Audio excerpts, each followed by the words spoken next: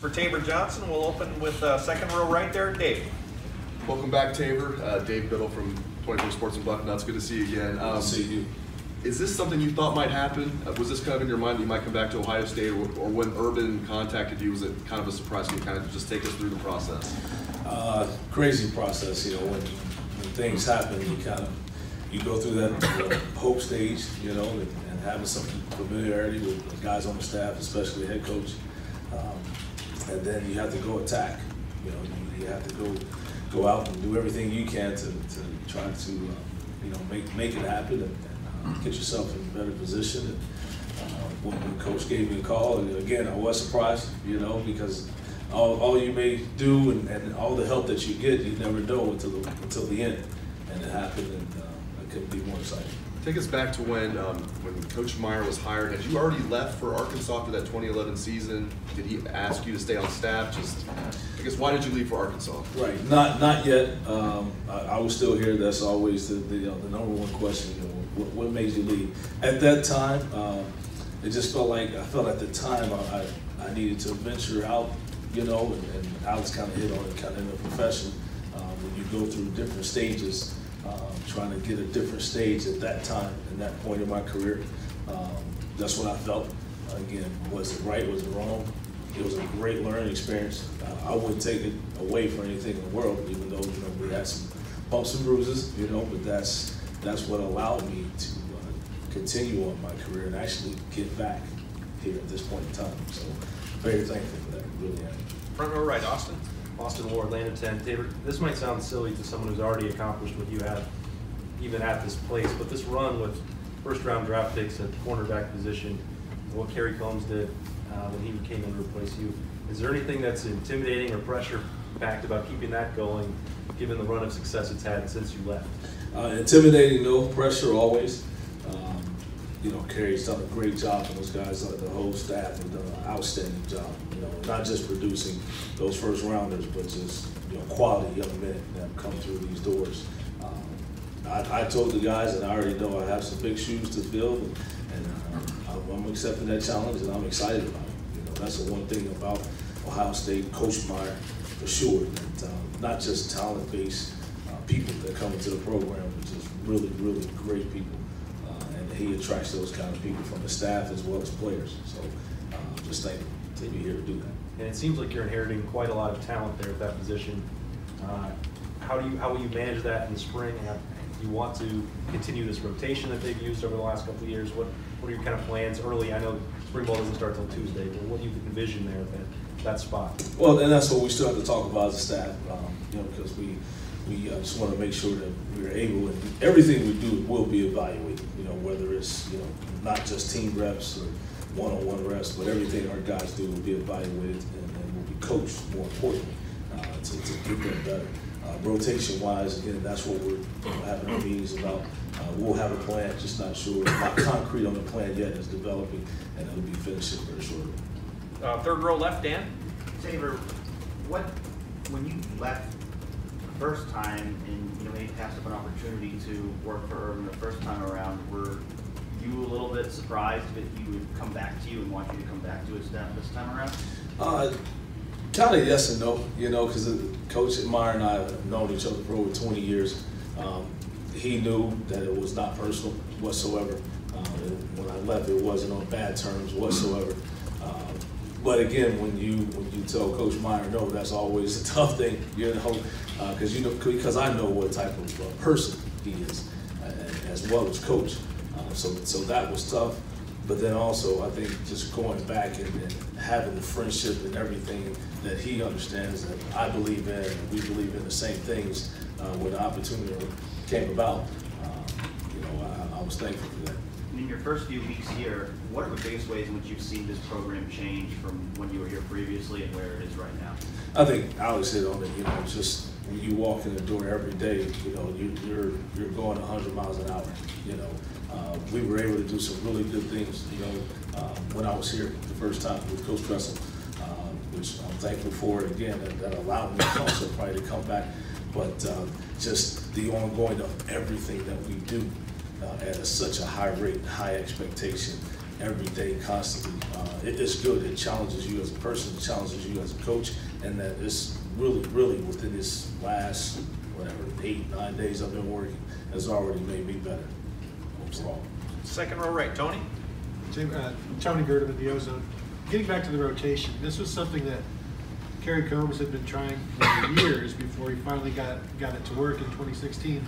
I'm wondering, as a cornerbacks coach, were you aware of what Ohio State was doing, what they were able to do at all? Like when you were elsewhere, were you aware they were able to get these 3 talented corners in 2016 and then do it again last year?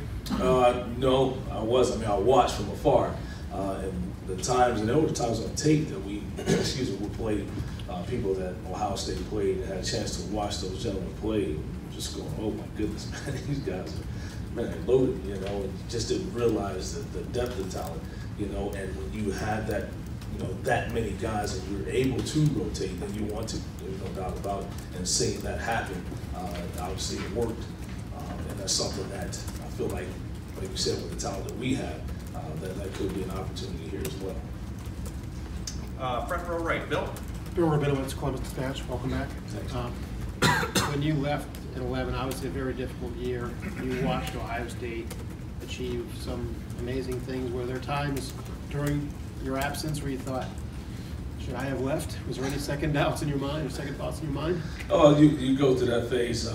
Excuse me, not really. You know, because you try to tell the players don't have any regrets. You know, don't have any things that kind of, you know, get to you. More importantly, I was ecstatic. You know, because I know the kids. I knew everyone in administration. Like I said, Coach Meyer, I've always been a big fan of his.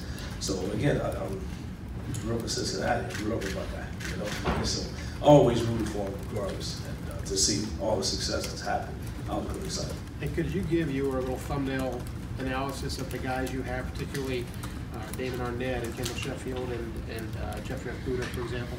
Right, very, again, talented guys, very smart individuals. That's what I learned about those guys. They have some football smarts to them. You can tell they're veterans. Very serious about what they do. You know, they come to work, you know, and come and have fun. And you know, they don't treat it like a job, but they understand when it's time for us to get to work. They kind of help the younger guys do that as well. With Jeff Okuda really being a guy, you know, he's not doing a ton right now, but he's getting the young guys and really explaining and coaching them, you know, while I'm on the other side. So this is everybody, all those guys embrace each other every day, you know, and hold each other accountable. That's the other thing. I mean, that's something that goes beyond coaching, you know, where the players start holding each other accountable and not just getting on each other, but helping each other out, giving the reasons why. And then once we get to the point, they've already been there, where they're echoing the same things. That's key. That's what I'm doing. Second row left, Ari. Ari Wasserman, The Athletic. Taver, I know that the first part of your Ohio State career here, the first time around, was under Jim Tressel. And I'm just wondering, I know that you guys haven't had practice or anything, but how different does this place feel now than it did back in 2007, 2008? Really different. You know, it feels brand new. Again, when I walked in the first time and just walking through the hallways, you know, a lot of things that have changed within the inside. Even just this room, you know, we didn't have the black seats, the Ohio State logo, this podium. But at the same time, I think I hit on it just in terms of, you know, even before I show up, you know, getting here, not just the first day or because I'm new, but just understanding. And Alex said, you know, it's not the flip of the calendar for everyone on staff. Everyone has to be ready to go 100 miles an hour, detail, all those things all the time. And that's what's new, that's what's different. Jim always recruited at a very high level, top 10 classes, but Urban has taken it to another level in terms of recruiting results. Are the players better now? Not to slight the old ones, but is it a different level here, talent-wise, from top to bottom? There is a different level. There's no doubt about it. I think we've gotten here recently. Coach Meyer and the staff have done a great job of getting more of the talent. You know, the times they've been here. I don't know if when Coach Tressel was here the first time, if we had the numbers of guys that were talented. We had some talented guys that developed. I think guys that come here talented and then also get developed, and then that's why the place is going through the roof. So having been exposed to do different types of recruiting strategies, Jim was more Ohio branch out, and I know Urban still is pretty big on Ohio, but he's been a more national approach. What do you think of the two differing recruiting strategies, and do you feel like part of the reason why Ohio State's taken it to the next level from a talent standpoint is because of the branching out from a national perspective? I think not just the branching out, but I think Coach Meyer and staff have done a great job of just adjusting how you recruit today's athlete. You know, before we were writing notes a lot, doing a lot of different things that way. Well, you know, how many times have players open up mail? You know, we really, and Coach has done a great job. Those guys have done a great job of evaluating what are the recruits really interested in, you know, and really hitting those points with the recruits, with the parents, and adjusting to the times of the players. And I think they've hit it on the nail with a lot of them and a lot of the parents, and then that also helped in terms of getting more talented guys here. Second row middle, Ryan. Shaun Wade is a guy who was one of the more talented recruits in the 2017 class, but he redshirted last year because of injuries. I don't know how much you've met these guys yet, but do you have an indication of how healthy he is now, whether he's been doing workouts and whether he'll be good to go in spring? Yeah, as far as I know, he's been doing everything, especially since I've been here. I'm really excited to see Shaun get out there. He's been moving around and doing a great job thus far. So I'm excited to get to practice because now we can get to, you know, doing a little more football. And then you can really see, you know, these guys, they want to compete. Shaun's a competitor, but now everyone in the program is going to compete. Everyone's going to be a competitor. What's going to take some of the guys to the next level, and how are they going to do it? And again, that's what I'm excited about to see. Third row middle, Taylor. Taver Johnson, just wondering, you know, you've spent a lot of time around both Jim Tressel and Urban Meyer, both widely successful coaches, maybe in different ways, but just what are the differences in their personalities like behind closed doors? And if you could maybe just shed a little bit of light on that, just the differences between both successful coaches. Right. You know, Coach Tressel, again, I think you said it in terms of a lot of people saw Coach Tressel as, you know, mild-mannered guy, but Coach was the ultimate competitor. I mean, behind closed doors, it was, I mean, he was intense, you know. Coach Meyer, you know, what you see is what you get. You know, when it's time to get going and you see him during game day and all that, that's how he is for sure, you know, behind closed doors when we're going through our staff meetings and talking about specific things. He's fiery, you know, he's into it. He sits on the edge of his chair, you know. Thus, the rest of us are sitting on the edge of our chairs, you know, and not just to make 1 point or 2 points, but to make sure everybody's on the same page. So just those different personalities, really, you know, in terms of Coach Meyer being fiery, Coach Tressel being mild-mannered, but both really, really unbelievable competitors. And then obviously, and then you know, taking over for a guy like Kerry Combs, who's, you know, we talked about how many first-round draft picks he's had in the last few years, but I mean, you've sent quite a few guys to the NFL yourself. I mean, one guy just won his second Super Bowl championship a couple weeks ago. Just, I mean, do you feel a little, maybe, have you felt like you've been maybe kind of an afterthought and not respected as much for the talent that you have produced as opposed to maybe a newer guy that hasn't quite made his name yet? I guess so.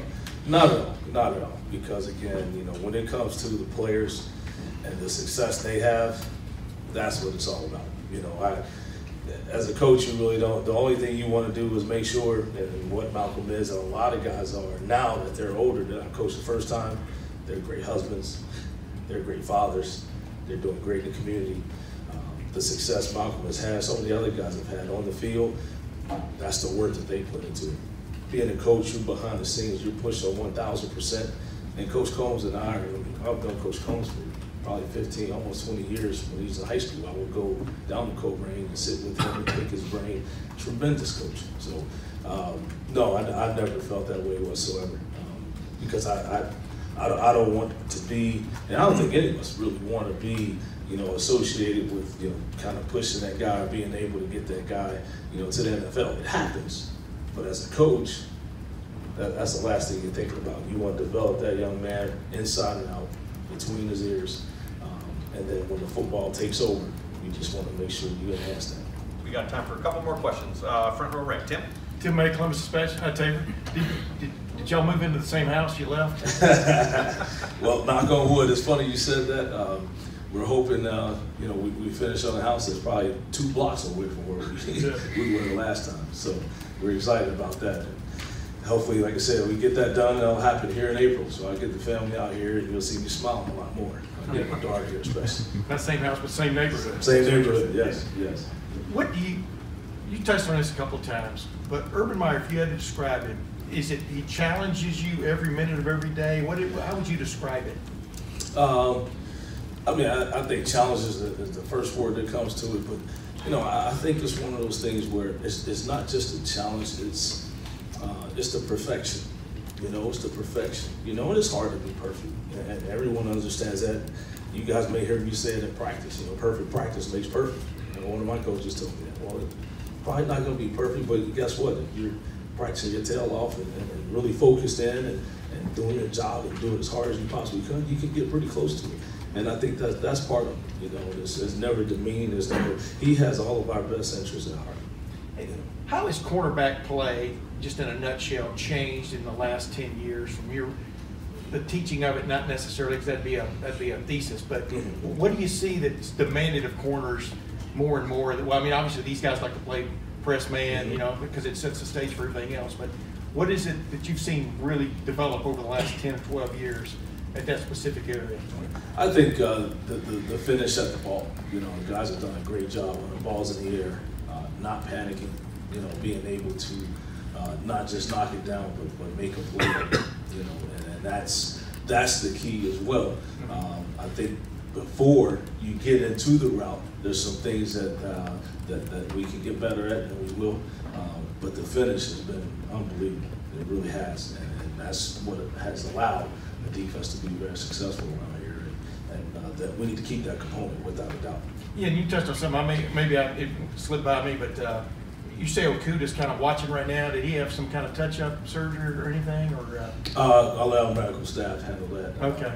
But he is he's running around. He is running around doing some things for sure. Okay. And final question, second row middle, Marcus.